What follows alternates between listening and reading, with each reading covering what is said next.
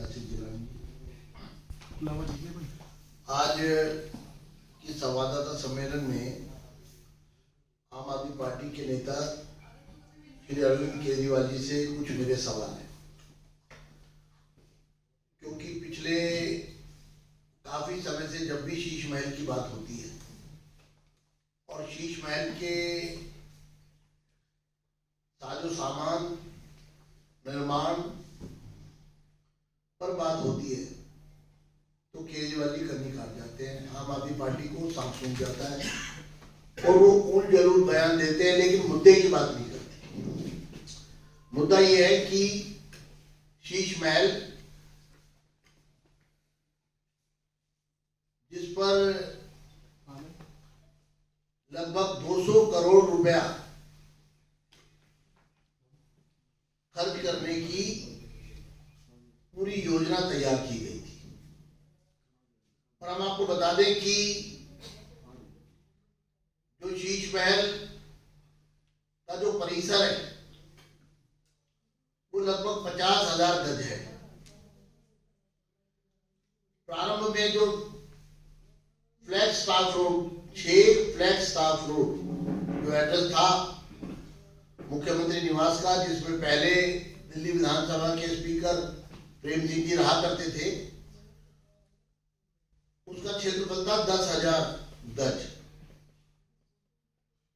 लेकिन केजरीवाल जी ने उस परिसर में रहते हुए शीश महल जो बनवाया तो उसका क्षेत्रफल हो गया 50,000 गज, क्योंकि उससे सटा हुआ 8A और 8B फ्लैग स्टाफ रोड, ये पते भी जिनमें अभी चीफ सेक्रेटरी है वो एक प्रदेश में और पूर्व गृह मंत्रालय के गृह सचिव भारत सरकार वो रहा करते थे, वो भी अपने आप में काफी बड़ी प्रॉपर्टियां थी। उसके साथ 45 और 47 राजपुर रोड, कुल मिला के ये 8 संपत्तियां थी दिल्ली सरकार की। और चूंकि एक प्रकार से जो राजपुर रोड की जो संपत्तियां थी उसमें पार्क भी थे, सड़कें भी थी, तो वो सब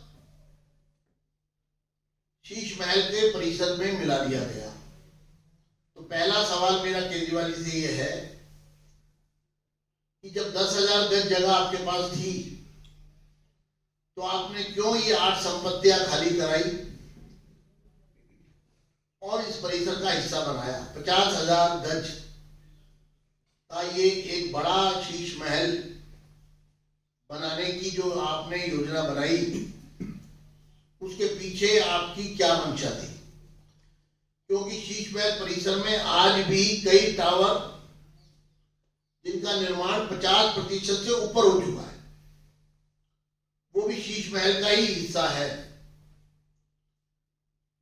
वो निर्माण कार्य क्यों बंद हो गए अगर आप ठीक थे? और जो टावर बन रहे थे उसमें शीश महल का और अपने रिहायशी क्षेत्र का जो उनका रेजिडेंशियल एड्रेस था उसमें वो क्या बनवा रहे थे, क्या योजना थी, और उस सब पर जो पैसा खर्च हो रहा था अतिरिक्त, जो आज पैसा जो खर्च हुआ है उसके अतिरिक्त जो 4 गुना पैसा उसमें और खर्च किया जा रहा था, उसके पीछे का सच क्या है, ये हम केजरीवाल जी से पूछना चाहते हैं। आप इससे बच नहीं सकते, क्योंकि इसकी विजिलेंस ने और सेंट्रल विजिलेंस कमीशन ने दोनों ने इसकी जांच शुरू कर दी है। अभी जब मेरे पास वो पत्र भी है जो मुझे सेंट्रल विजिलेंस जो मुझे directorate of vigilance Delhi government से प्राप्त हुआ, जिसमें वो सारे सवाल विजिलेंस ने पूछे हैं कि ये जो शीश महल है इसमें एक इन्वेंट्री की लिस्ट वो है जो पीडब्ल्यूडी के ने वहां पर उपलब्ध कराई है,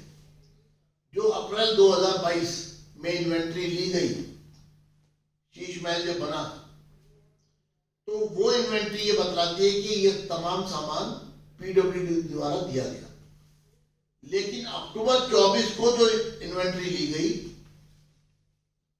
वो बतलाता है कि वो तो उससे कई गुना ज्यादा है, 8 गुना वस्तुएं वहां पर थी और महंगी महंगी लेविश, जिसमें गोल्ड प्लेटेड कमोड थे, गोल्ड प्लेटेड वॉश बेसन है, महंगी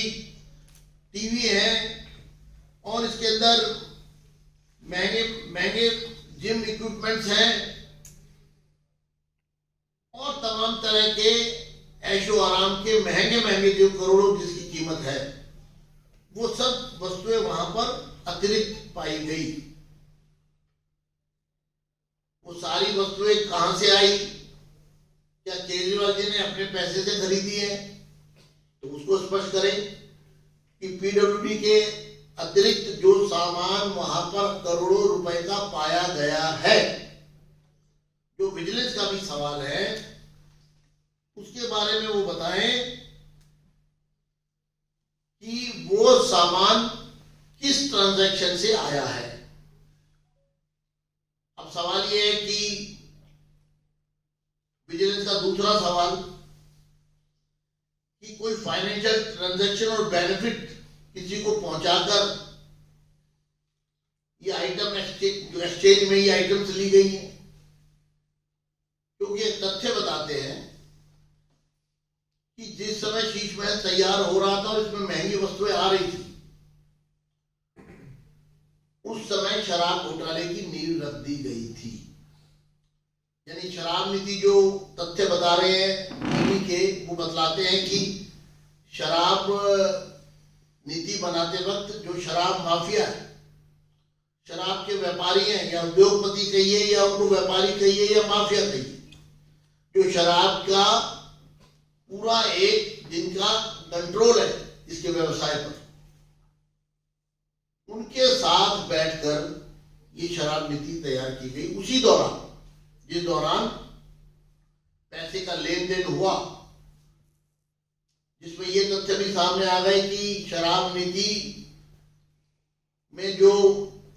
कमीशन 5% से 12% की गई, उसके बदले में भी पैसा लिया गया और तथ्यों के आधार पर शराब घोटाले में जो पैसा आया उसकी रोशनी शीश महल पर भी पड़ी। यानी कि उन्हीं शराब की डील में शीश महल में महंगी वस्तुएं सप्लाई की गई, ये हमारा तथ्यों के आधार पर मानना है। दूसरा हमारा ये कहना है कि विजिलेंस ने ये जो आपने the possible impact on public funds and whether there was any violation of government protocols और रेगुलेशंस इन द प्रोसेस, ये जो सारी सामग्री वहां है महंगी, ये सरकार के नियमों का उल्लंघन करके वहां रखी गई है क्या? सरकार के नियमों के विपरीत रखी गई है या उसमें शामिल की गई है?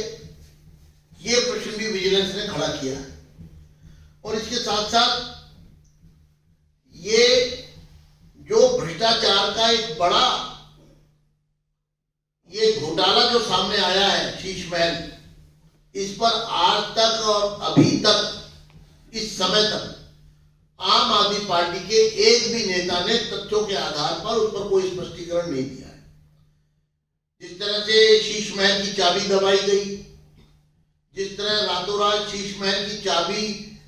आतिशी मार्लिना को दी गई बिना उसकी इन्वेंट्री लिए, बिना उसकी एक नियमित जो प्रक्रिया है उसका पालन किए बगैर, और आज भी शीश महल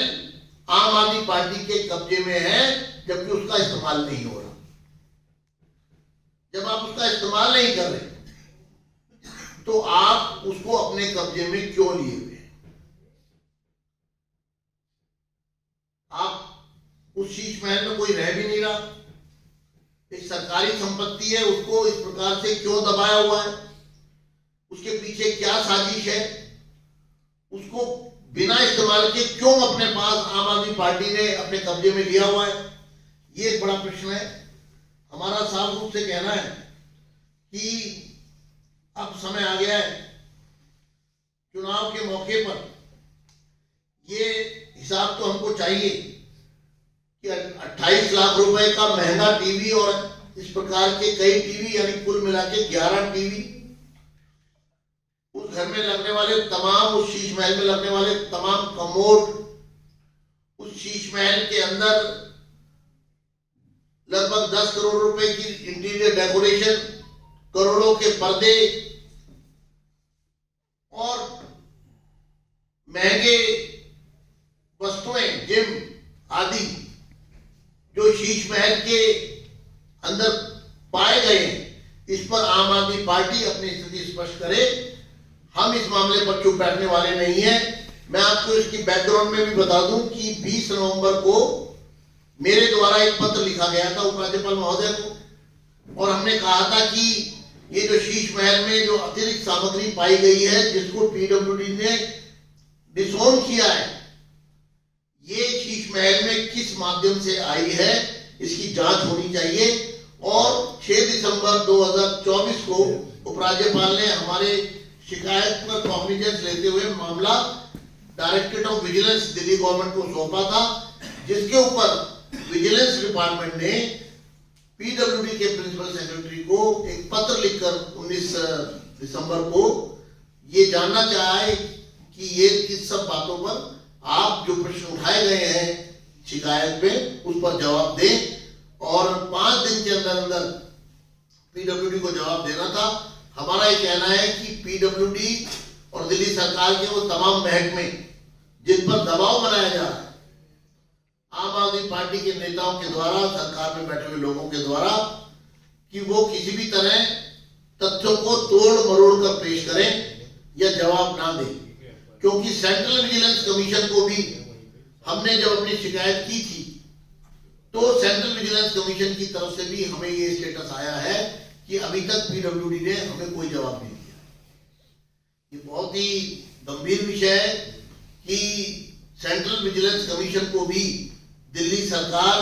रिप्लाई करने से भाग रही है, और वहां से प्राप्त कम्युनिकेशन में इस तमाम मामले में कि अमालगमेशन जो हुआ है 8 संपत्तियों को मिलाकर, जो ये बड़ा एक विराट, राष्ट्रपति भवन के बाद दिल्ली में अगर सबसे बड़ी कोई सरकारी संपत्ति किसी नेता के पास है तो वो केजरीवाल जी के पास थी।